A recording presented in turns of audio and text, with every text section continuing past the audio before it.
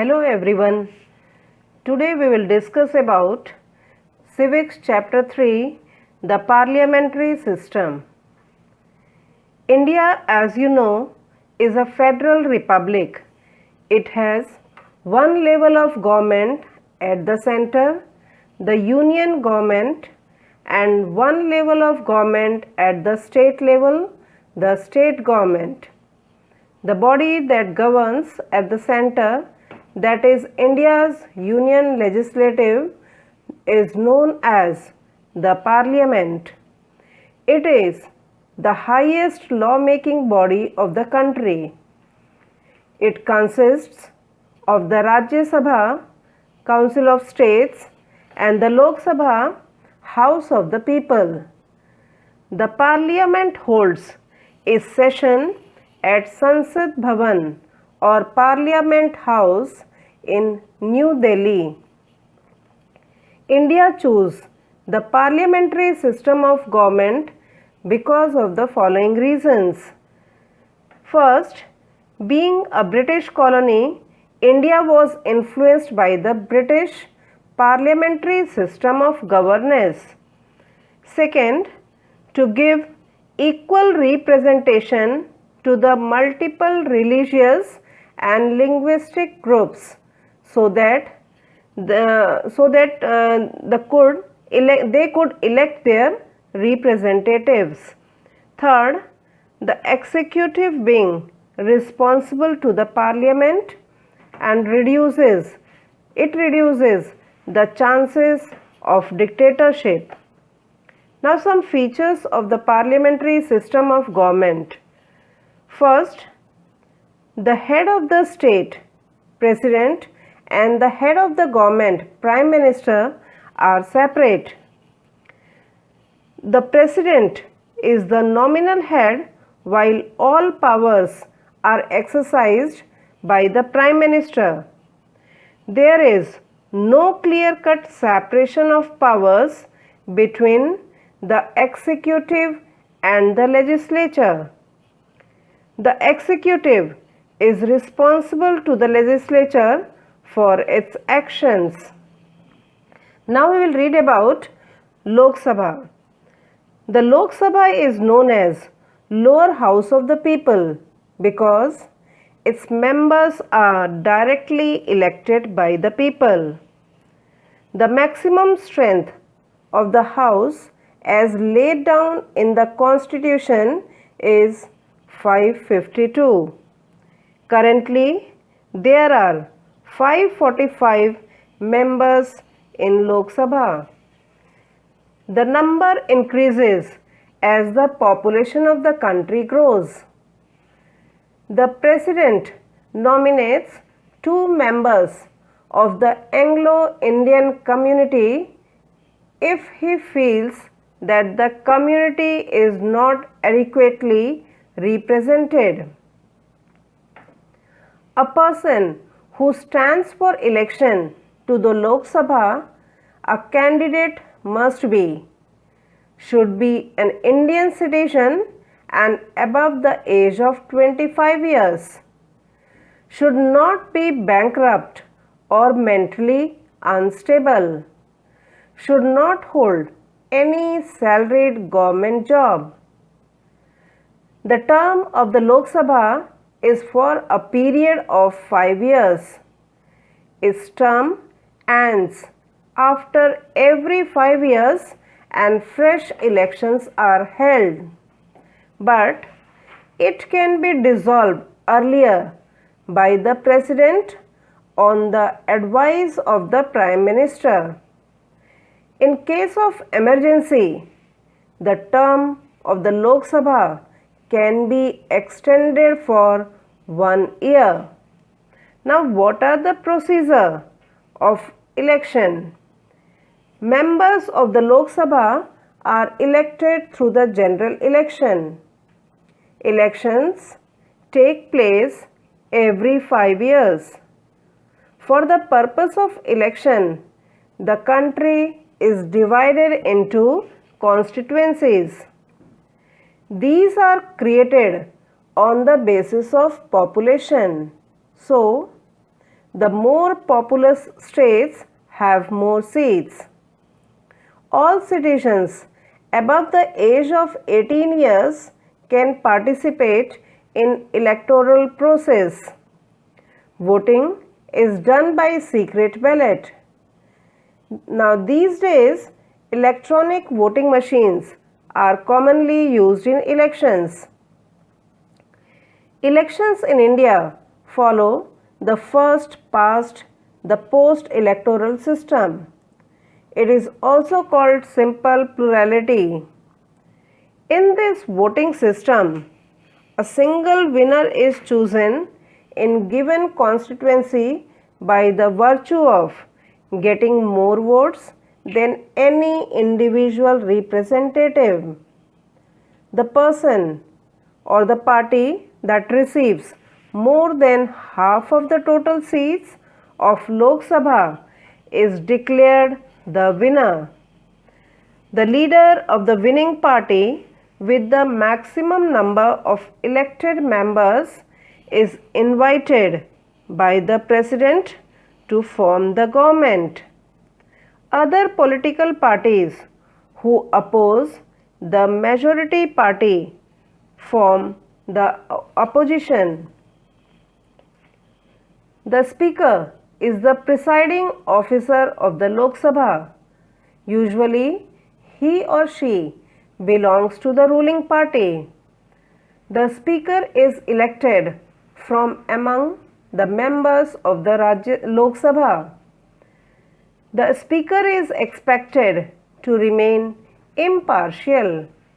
The speaker supervises the proceedings and maintaining order in the house, and G.V. Mavlankar was the first speaker of the Lok Sabha, and presently Om Birla is the speaker of Lok Sabha.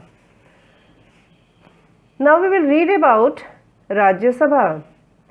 The upper house of the Council of States, that is, the Rajya Sabha, can have up to 250 members, out of which 238 members represent the states and union territories.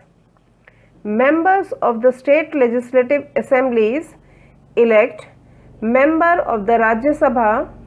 The Vice President of India presides over the Rajya Sabha. To be a member of Rajya Sabha, a person must be a citizen of India, not less than 30 years of age. He should neither be bankrupt nor be an unsound mind. He should not hold any salaried government job. The members of the Rajya Sabha are elected for a term of 6 years, and 1/3 of its members retire every 2 years. Thereafter, fresh elections are announced for the seats vacated in the beginning of the 3rd year. Unlike the Lok Sabha, the Rajya Sabha cannot be dissolved. Therefore, it is also called the permanent body. Just now I explained you about the Lok Sabha and Rajya Sabha. Now we will see the comparison between Lok Sabha and Rajya Sabha. In Lok Sabha, the Lok Sabha is directly elected body, while the Rajya Sabha is an indirectly elected body. Lok Sabha can pass a vote of confidence, while the Rajya Sabha can't pass a vote of confidence. The Lok Sabha can be dissolved, while the Rajya Sabha can't be dissolved. Now the Parliament in session, the period during which the House meets to conduct its business, is called a session. It is mandatory that the Parliament should function at least 2 sessions in a year, and the gap between the 2 sessions should not exceed a period of 6 months. If it so happens, then the President has the power to summons either house, discontinue the meeting of either house without dissolving it, dissolve the House of the People in consultation with the Prime Minister. A minimum of 1/10 of the total number of members should be present to transact the business of the Parliament. Now, the Parliament performs several functions. The most important work of the Parliament is to pass the bill. Now, first function is introduction of new laws. The Parliament can introduce new laws and change the old ones. A law is first introduced in the form of a bill. A bill is the draft of a proposed law. The bill can be broadly classified into 3 categories. First is money bill, then ordinary bill, and constitutional amendment bill. Money bill contain provisions related to tax regulations, regulation of borrowing of money by the government, payment to or withdrawal from the contingency or the consolidated fund of India. Ordinary bill are draft proposals for ordinary legislation. Constitutional amendment bills deals with the amendment of our constitution, and they can be introduced in either house of the Parliament. Now, the stages by which a bill becomes a law. First reading or introduction. In this, when the member introduces the bill in the house, copies of the same are given to all the members, and the introducing member explains the purpose of the bill. In second reading, after the bill is thoroughly discussed, members can suggest changes. A committee from among the members will be set up by the Speaker. The members of the committee will belong to various political parties. The committee will synchronize the bill and understand its positive and negative implications. In third reading, the bill is drafted finally after suitable modifications as suggested by the members have been made. Then, in its complete form, it is put to vote. If the majority approves of the same, it is passed. Then it goes to the other house where similar procedures may be adopted. The other house may pass the bill or may send it back with some suggestions. And now in joint session, a situation of deadlock arises if a bill is returned by the other house with some suggestions, but the house where it originates does not accept those suggestions. The President then summons a joint sitting of the 2 houses of the Parliament, and it is presided over by the Speaker. Decision is taken according to the majority of the total number of members vote of both the houses of the Parliament.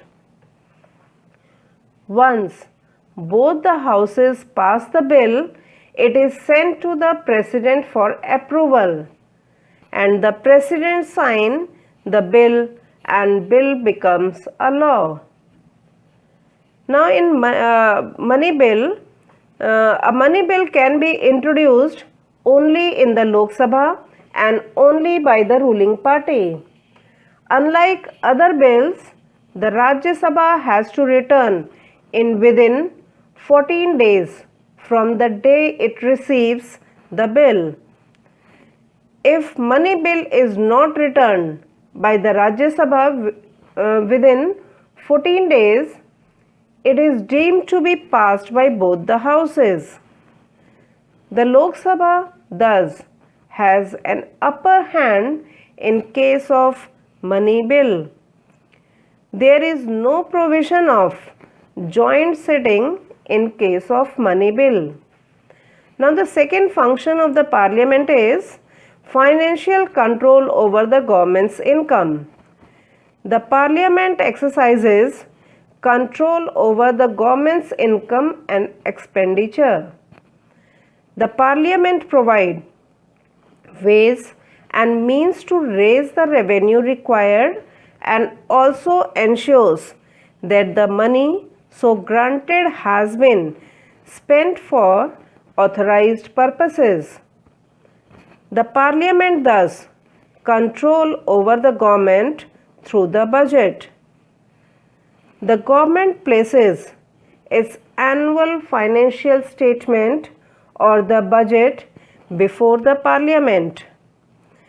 The budget shows the income of the government in detail and how the money will be spent during a particular year. Now the third function of the parliament is control over the executive.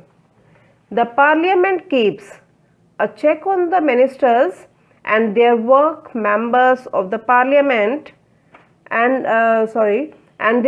members of the parliament have the right to question the ministers about the policies and programs of the government. This is usually done in question hour. During the question hour, questions are asked to the ministers, and during the 0 hour, which starts immediately after the question hour, the members can raise issues of public interest. If the members are not satisfied with the functioning of the government, the Lok Sabha can pass a vote of no confidence to remove the government from power. Now the last function is organ of information.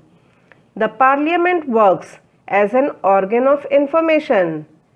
Members of parliament can call for any information except that which may threaten the security of the country. The information provided by the parliament is truthful and precise. The information is collated not only through the specific medium of questions to ministers.